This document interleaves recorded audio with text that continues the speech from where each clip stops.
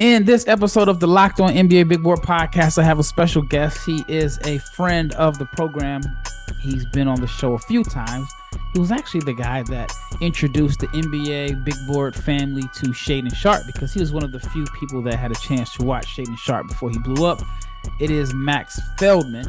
And in this episode, Max is going to share his thoughts on 20 McDonald's All-Americans, so he believes could be one-and-done candidates.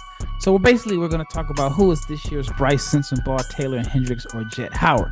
Stay tuned to find out Max's top players that were not McDonald's All-Americans, who he believes could be one-and-done. Stay tuned.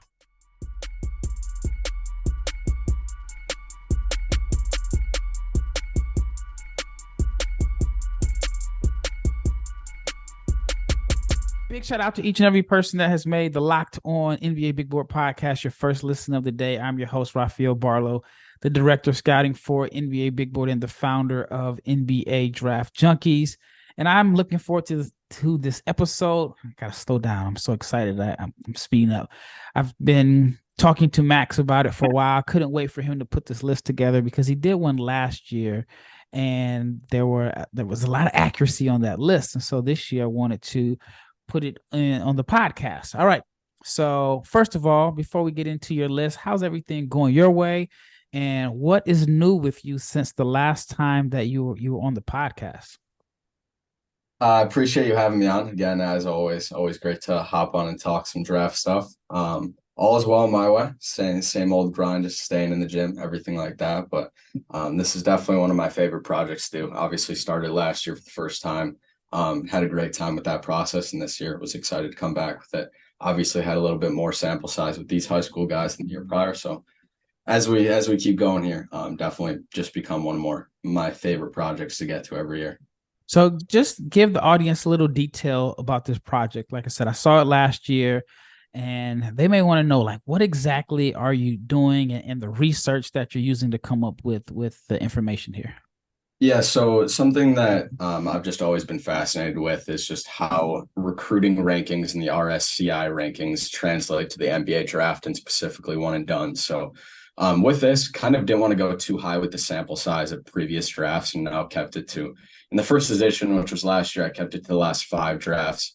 Now this year with the last 6 drafts, how I went about it was looked at the total amount of freshmen that were in the draft class, and then went through those freshmen and classified how many of those guys were McDonald's All-Americans and how many are not McDonald's All-Americans. So with this year, looking back at this past 6 drafts, those one and done prospects each year, exactly 65% of those guys were McDonald's All-Americans, which leaves the other 35%, 34.75% to be exact, prospects per class were not McDonald's All-Americans. So that adds up to about 6.8, essentially 7 prospects per draft class over the last 6 years have not been McDonald's All-Americans.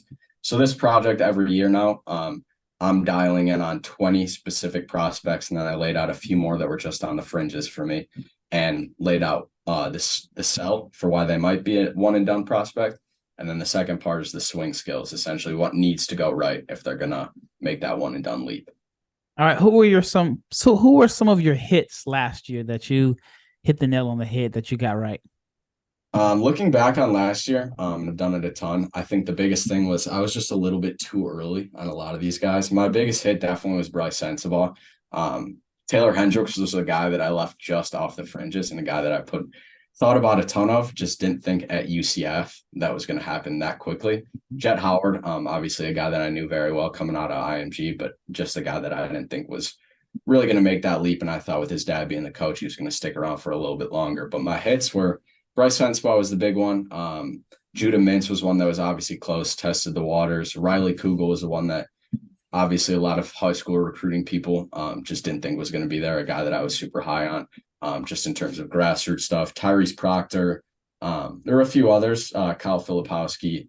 There are a few others that I think are going to make that leap this year. But Brice Sensabaugh was the big one. All right, let's get right to it. We're going to alphabetical order here. So it's not like a ranking. It's just alphabetical order. And the first name that you have on your list is Taylor Boeing from Florida State. Tell me a little bit about him and his game. The one that I forgot that I mentioned last year was Bobby Klintman. That was a big one that no one in grassroots basketball was talking about, and obviously didn't make the draft weight, but a guy that was on a lot of radars there. Yep. Taylor Boeing here, kind of your prototypical Florida State wing over the last few years. 6'9", great athlete, really big time defender. The skill stuff has been the big question mark, the shooting, the handling, the processing overall. A guy that I'm honestly not super confident is going to make the leap, but I think he's going to be on scouts' radars, whether it's 1 to 2 years, just because he does have big holes in his game as like a more raw wing, but a guy that's going to be really intriguing. All right. And where is he from and what position is he? I know he's like a wing. He played at Brewster Academy, 6'9" wing, probably a 3-4 at the NBA level. But yeah, from Brewster Academy, New Hampshire, now down at Florida State. All right. What's the swing skill? The swing skill, like I mentioned a little bit, I think it's just going to be a shooting and decision-making overall, not like a guy that has a super high-level feel for the game. More tools, more defense, more athleticism, going to be great in transition, I'm sure, but really more of like a potential over production guy at this point. Okay. All right. The next player is a guy that a lot of people are familiar with. He had a big name coming into this season, especially on like the prep circuit, even on the international circuit. Is Elliot Cadeau. What are your thoughts on Cadeau? Yeah, obviously a little bit of a rare qualifier here, being a guy that reclassed up. So he wasn't technically a McDonald's All-American. If he stuck in his class, would have been a McDonald's All-American. But the deal with him is just pretty baseline, really elite level playmaker. And for me with him, just breaking down the swing skills and the sell for him, being a 6-foot guard, 6'1" guard, it's obviously going to be extremely tough to make that leap. But if you are going to make that leap, in my eyes, you need to have an outlier level skill in some area. And I think out of anyone the last few years, he does have some of those baseline outlier level skills just in terms of his feel for the game, athleticism, playmaking, elite level playmaker. The thing for him, I think, is just going to be the 3-point shooting. I think people who watched him last year, they think it's probably been a thing for him to be a really good shooter, but it hasn't. It's come on a little bit. So I think if he continues on that trajectory shooting wise, can make that leap, but I think it's going to have to get there if he's going to do so. Yeah, I think he's one of the best space creators in this draft. Like, he knows how to get his shot off, create space. Really good athlete. I forgot the number. I had mentioned it before, but I think he had like 12 dunks in the EYBL this year. Something crazy, which is really incredible if you factor in that he's a 6-foot guard. And I watched him play at when the EYBL came to Dallas. You know, like you're watching the game and then you turn your head, and I just somehow turned my head for a second. I just heard the crowd go crazy. And I'm like, what happened? And it's like Elliot just, I don't know if he just went down the lane and took off and dunked in traffic, but he is a phenomenal athlete. Do you think that he's going to be given the keys as a freshman in North Carolina? I do think he's going to be a guy, like, obviously that was the big question mark with his reclassification, and that was something that was bubbling up for a little bit. Was he going to make the leap? What's the deal with Caleb Love? Obviously they had Simeon Wilcher coming on the way at the time. Now he's at St. John's, but I do think he's going to find his way on the court. He's just that type of guy, and I think can talk all about his playmaking and everything like that, but he's just like, he's going to be a guy that's so hard to keep off the court just with his defense, his playmaking, his ability to break down the opposing defense. All right, let's talk about Cohen Carr. He is, I don't want to say phenomenal athlete because that's like an understatement. Whatever like word I would use to describe his athleticism, whether it's elite, phenomenal, excellent, whatever, it still doesn't give him enough justice. So share your thoughts on Cohen Carr. Yeah, that's my baseline sell with him is he's going to be a guy that walks in the NBA as like a 95th plus percentile athlete, like going to be one of the best athletes the second he steps on the court, whenever that might be. Baseline for him, he's like a 6'7", 6'6", 3-4 type guy. Really elite defender, really comfortable with the balls in his hands. Played in the NIBC with Legacy Early College, which was one of the teams lower down the standings. They weren't very good. He was their best prospect and was able to do a lot and experiment with a bunch of different things offensively, but still a guy that's going to need work shooting. That's the biggest swing skill for him, is where does his shooting really land? He knocked down 47% in EYBL from 3. that was only on 1 attempt per game.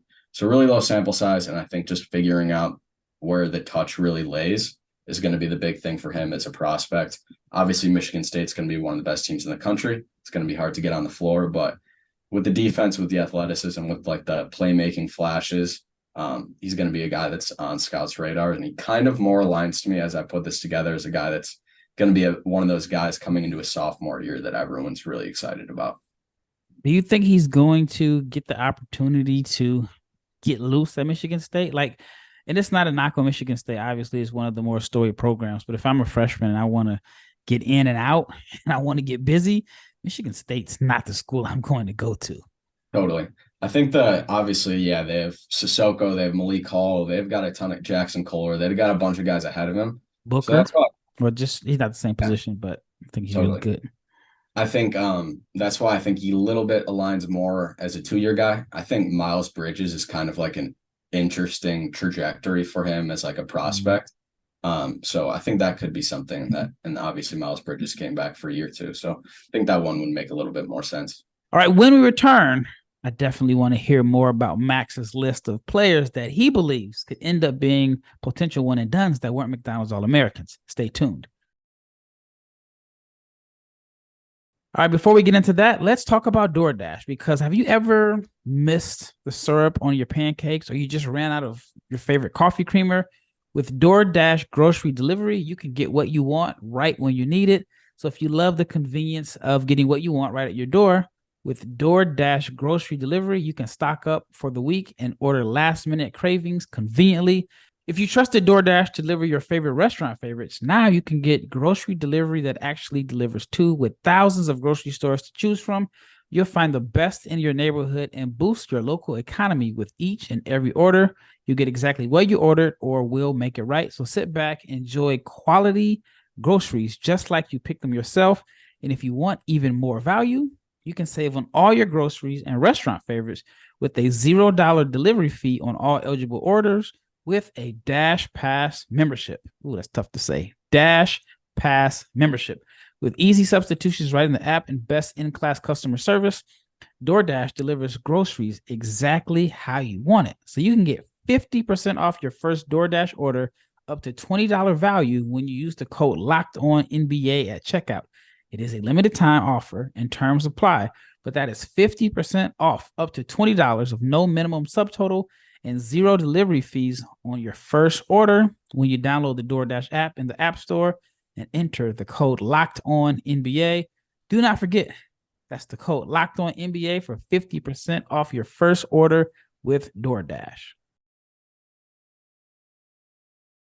All right, in the next episode of the Locked On NBA Big Board podcast, it will be part 2 of this series with Max Feldman. It's just too many guys to narrow it down to one episode, and then Max has the details on the guy, so we don't want to rush through it. So we're going to break this up into 2 parts. All right, we left off with Cohen Carr. The next player that you have on your list is Miles Colvin. I've seen him get a little bit of love recently. Can you fill the audience in on Miles Colvin and why you think he has a chance to be a one and done? Yeah, no doubt. Headed to Purdue, an Indiana guy.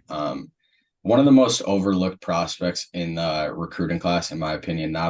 He played on independent AAU, played at public school in Indiana, and Indiana's just one of those states every year where it seems like these guys just aren't really as hyped up or known about as some other states. So Blake Wesley is an example of that. Exactly. Jaden Ivey, there's a bunch of examples. But really high-level athlete, 6'6", strong, physical wing. My favorite thing about him is he's got like a low-maintenance style of play, but still knows how to make an impact. Great intangibles, great athlete, quick decision maker. The thing for him is just going to be like the sample size. I think it's going to be interesting to see how he carves out a role.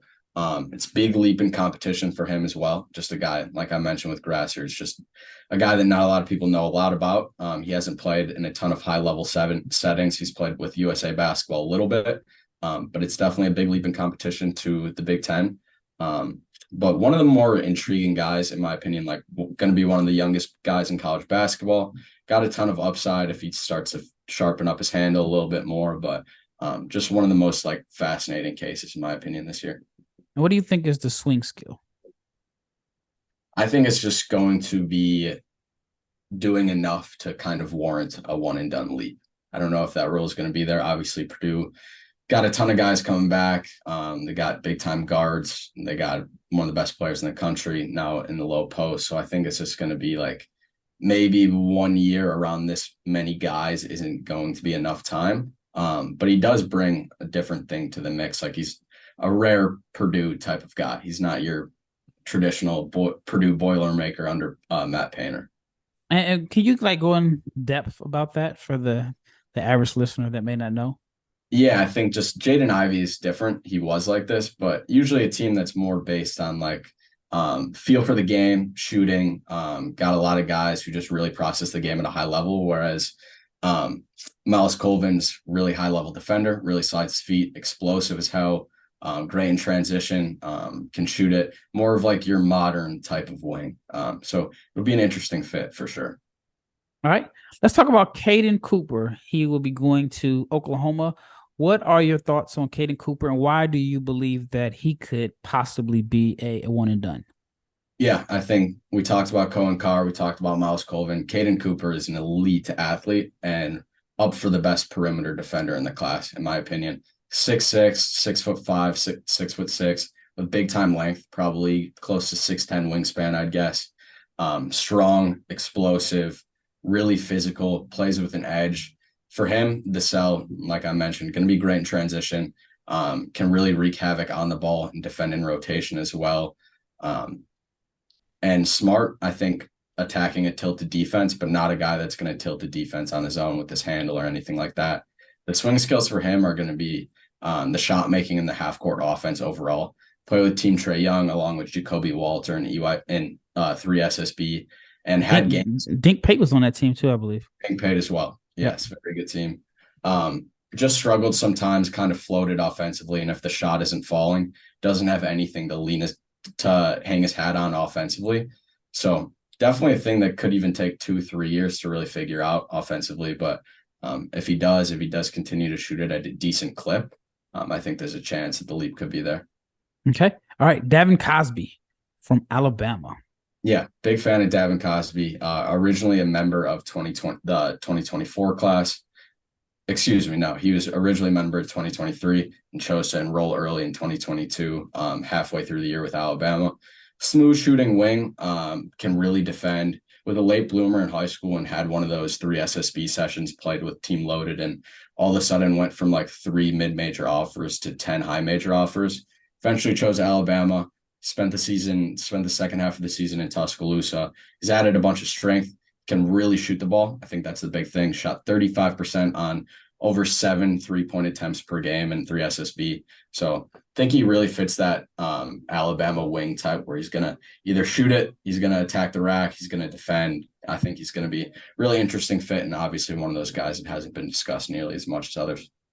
Do you think he plays alongside Rylan Griffin, or do you think he'll be behind him?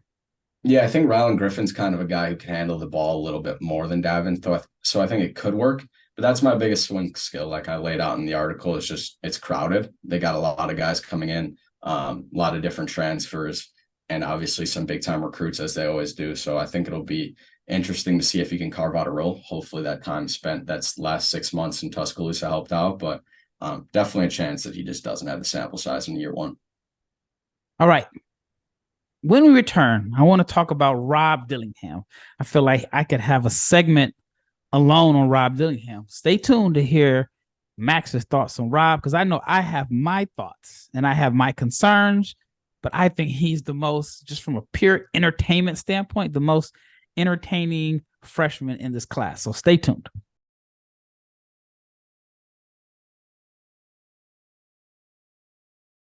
All right, last segment. So I left off talking about Rob Dillingham, and I'll let you go first before I share my thoughts.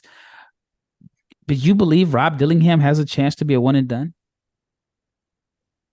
I do think he has a chance. Part of me think he winds up being a guy that goes one and done and goes in the second round type of guy, just based on conversations with NBA people and kind of how his game has evolved. I know you like it, and I'm sure that's one of your favorite things about him. It's just his overall creativity. Like a guy that doesn't need a ball screen to get a bucket. He could play 1-on-5 and he'll probably get up some points. But but to me, more of an undersized two guard who's very streaky from three, makes some interesting decisions, can be turnover prone. And obviously the big thing is like physically, he just might not have it. 6'1", and really slender. So he's going to be a tough sell defensively, but there is part of his game where it's like you can't ignore it. Yeah, he is someone that if I had to say is the epitome of boom or bust, it would be him, because if he has a good freshman year, it's because the offensive creativity was just amazing. But there's a part of me that's like, I can't see Calipari just giving him the green light and giving him freedom. He is a player that needs a coach that's going to give him like the ultimate green light and freedom to play how he plays. And I don't think Kentucky is that school where he's going to have that, because Kentucky is deep. I mean, they have an incredible class. He has to play the way Calipari wants him to play. And if he doesn't, Cal doesn't have to play him to be good. I think if he goes to a situation, I'm thinking like how Trae Young was at Oklahoma, where he got to do whatever he wanted to do. And I mean, Trae was obviously really good at Oklahoma. Not saying that Rob Dillingham is going to be Trae Young, but he just had the green light to play how he plays. And I just wonder how Rob is going to play with structure. He's, like I said, the most fun guy for me to watch. I mean, when it comes to just confidence and offensive creativity, he has it and some. I mean, sometimes he does a little bit too much, but I mean, just his ability to create space and dance with the ball. I mean, he dribbles like he was born with the basketball in his hand. But I'm just very, very concerned about how he's going to play. I mean, we have seen situations where guys go to Kentucky with a big name like Khalil Whitney is a name that comes to mind, and didn't necessarily play the way Cal wanted him to play, and he wasn't necessarily needed. And that's the scary thing, is that, like I said, that Calipari in Kentucky doesn't need Rob Dillingham. So he is going to have to get in line with the way they want to play, which means I think he's going to have to tone it down a lot. It's almost like when Jason Williams played for the Sacramento Kings. He was able to, he was throwing passes off his elbow, just full of tricks. He was fun. He was exciting. Everybody loved him. Goes to Memphis, and he became a better player at Memphis. But Hubie Brown was like, "No, none of that stuff. You got to play the quote unquote right way." So I could see that totally happening. And I even think that, and I don't want to sound like I'm hating, but I wouldn't even be surprised if Dillingham is out the rotation and he leaves at the semester and transfer. I can see that happening too. But it's going to be one of my top storylines for this season. All right, let's talk about Freddie De Leon. He was another person that reclassified, got to school early. I've been hearing good things about him at Tennessee. Share your thoughts on Freddie. Yeah, Freddie De Leon from North Carolina. Another big time late bloomer, late in high school, was like a big time bucket getter early in high school, could really score. Added some strength, got to 6'5", and started obviously that last summer playing 3SSB. Started to trend more towards like a big time 6'5", 6'6" creator, all on the ball stuff, playing in ball screens. He's got great size, got great pace. He can score at all three levels, and can really get to the line. That's one of my favorite things about him. The big swing skill for him, I think, is just going to be turnovers. He had the intrigue like blew up once he was playing on the ball a ton in 3SSB and then playing with Word of God, but the turnover numbers were crazy. Just doesn't really have that nuance in ball screens yet. So it'll be interesting to see another case in just terms of how his role shakes out at Tennessee. But definitely has like the raw talent in terms of a 6'5" combo guard that you look for. Yeah, because he's gonna be more of a combo. And is Ziegler, is he gonna be healthy at the start of the season? Should be. So that means he's gonna be the primary ball handler. So it'll be interesting to see how Freddie plays in that role. All right, a couple more guys. Let's talk about Garway Duel. I have him as a first round pick on my latest my latest big board.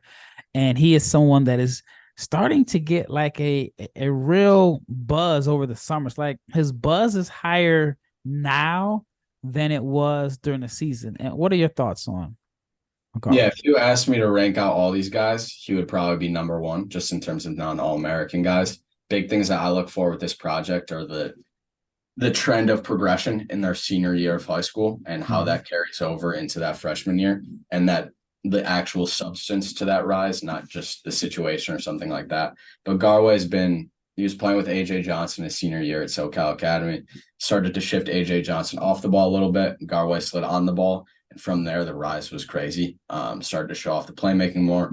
It seemed like every time I saw him play, he was just growing more polished just in terms of the decision-making, the efficiency from three. And obviously the physical stuff speaks for itself. He's got a crazy wingspan, one of the twitchiest athletes I've ever seen up close and personal. And the defense is probably among the best in the class just in terms of guarding both backcourt spots. Yeah, he's got a crazy story because I believe he's from Houston, and then he transferred to like somewhere in Indiana. Then he ends up playing on the West Coast, and he just has been trending in the right direction. What do you say is the swing skill? For me, I think it's his shooting, because when I watched his film, he didn't have to shoot a jumper. He can go a whole game without shooting a single jump shot because he was able to get to the rack whenever he wanted to with his long strides and was able to score in transition. So I think the outside shooting is the swing skill, but I don't think the shot is broken. Yeah, I'm with you. I think the shooting is going to be interesting. It's something that I wouldn't say is a swing skill for me. It's something that I feel much more comfortable about. Heading into his senior year, it was the swing skill just after the summer and everything like that. And a guy that didn't play on any shoe circuits, but I think he started to turn the corner his senior year. And obviously a guy that he's not shooting 45% or 40%, but I think he's trending in the right direction. And that's something that I feel comfortably about developmentally. For me, I think it's his physicality and just the situation at Providence. He's probably, I don't know what he's weighing in at now, but he's very slender, very wiry. And he's a guy that you can see, we've been able to see from the jump, he's going to be a guy that adds weight. But I think doing so and just his overall physicality playing in the Big East. And then I think the other one is just what's Providence going to look like playing under Kim English now. I think it'll be interesting to see what that looks like and how his responsibility kind of grows throughout the year. But something I'll be keeping close tabs on. Yep. All right. Last player for today's episode, Dennis Evans. He blew up on Twitter. Was it the summer before last, just with his defense and his shot blocking? 7'1", 7'7" wingspan. I know my guy Chris Kesey is a big fan of Dennis Evans. What are your thoughts on Dennis Evans, and why do you think he could be a one and done? Elite level defender, traditional big shot blocker, rim protector type of guy. Very young for the class. Him, Miles Colvin, Dalen Swain, a guy we'll get to, is three of the youngest guys in college basketball. Are they 05s? Yeah. Born in 2005 for those that are wondering. Yeah, Dennis Evans is very raw. The ball skills are something that have been shaky sometimes in settings around other elite guys.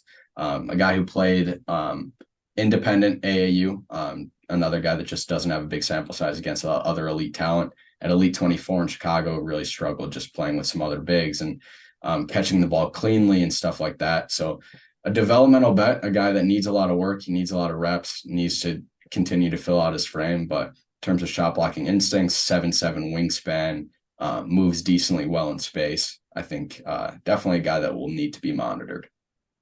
All right. Well, that wraps up part one of this two-part series. I thought Max did an excellent job of just going over his personal scouting reports on 10 guys that he believes were not McDonald's All-Americans that could be one-and-done candidates. Stay tuned for tomorrow. In tomorrow's episode, we are going to round out the last 10. And again, this list was not in any type of order other than alphabetical order. It wasn't ranking, but he just listed guys that he believes could be one-and-dones. All right, stay tuned for tomorrow's episode. Once again, it's Rafael Barlowe with Max Feldman, and we are